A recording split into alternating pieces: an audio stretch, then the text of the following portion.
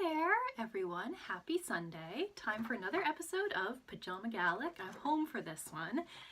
And I've decided to call this episode, it's a very special one, something I'm going to call Woke Gàidhlig. And I'm going to teach you how to say some of the key phrases that have come out of 2018, 2019 in Gàidhlig. So you can really be with the times, if you will. So the first thing I'm going to teach you how to say in Gàidhlig is Me Too. So you can join the Me Too movement. So that is Ha is Misha.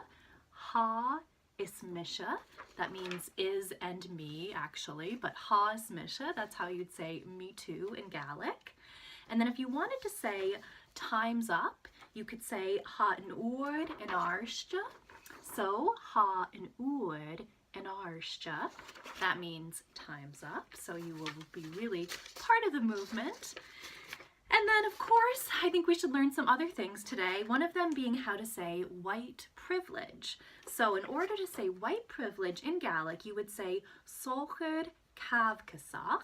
So that's Sochar Cavcasach. Literally means Caucasian privilege, but that was the closest translation I could find. So Sochar Cavcasach. And then if you wanted to say a phrase I think we should all practice saying and know, and that's Black Lives Matter, you could say Ha bechanan du Kudermach.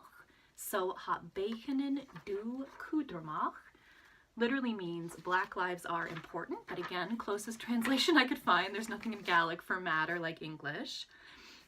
Another thing I think is really important is sometimes when we want to compliment a little girl, instead of focusing on how she looks, we could say other things to her. We could say that she looks powerful. We could say that she looks confident.